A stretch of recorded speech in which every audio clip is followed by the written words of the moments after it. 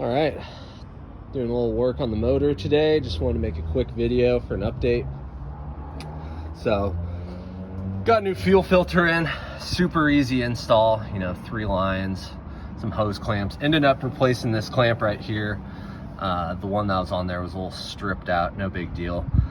But had a few issues where it was dying under full throttle, so I'm gonna take apart that fuel filter I pulled off, tear it apart. My guess is it's pretty clogged up with gunk. 50-year-old vehicle.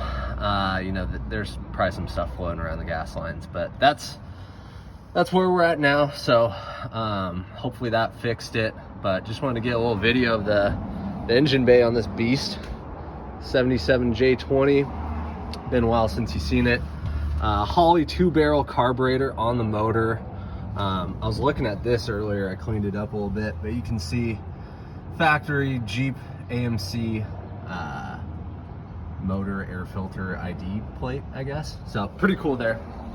I think these motors were rated for 165 horsepower with the 2-barrel option, and then 185 horsepower with the 4-barrel option. So not a ton of power when you're talking about 2021 terms, but I think back in the day, 1977, that was definitely up there, comparable with Ford and Chevy, what they had in their pickup truck line. But just a quick little video of the inside, the motor bay. From what I can gather, the previous owner got this truck out of the field. He said the original motor was blown on it, so he put a 360 AMC, which is what this truck came with originally. He put a replacement 360 that he got off a guy that owned a 4x shop up here in Washington State. From what I can tell, it's probably out of another J truck or maybe a Grand Wagoneer, but it's pretty healthy. I'm not sure if it's got a factory cam or factory internals in it, but she gets on it. It's got manifolds going into downpipes. It's a 3-inch single exit through a cherry bomb, so this thing's pretty loud, that's for sure. But yeah, like I said, he put this replacement motor in I want to say 2012 or 2014, so it's getting up there, but unknown how many miles are actually on the the original motor. This motor might only have 50 to 100,000 miles on it after it was rebuilt, who knows. But aluminum radiator, just looking at some of the things in here, does a really good job of keeping this thing cool, even with no fan shroud. I was a little hesitant about that, but it runs 150 pretty much all day long. If it's sitting or you're in traffic, it gets up to like 170, 175, so not bad. But yeah, going on like 6 months owning this thing. Haven't had a chance to take it out, doing too much buying, but have been driving it a lot more. Just firing her up once or twice a month, getting everything flowing. You can see the Edelbrock valve covers on there. Like I said earlier, Holley 2-barrel manual choke, which you can actually see right here, goes through the dash. Still getting the hang of that. I mean, it's been in the 20s here in Washington the past couple of months, so definitely had to use that when I wanted to fire this thing up. But yeah, motor's solid, super happy about it. When it was in the shop back last summer, 2021, put a new power brake booster in. I have a new master cylinder to go into. I just haven't had a chance to put that in.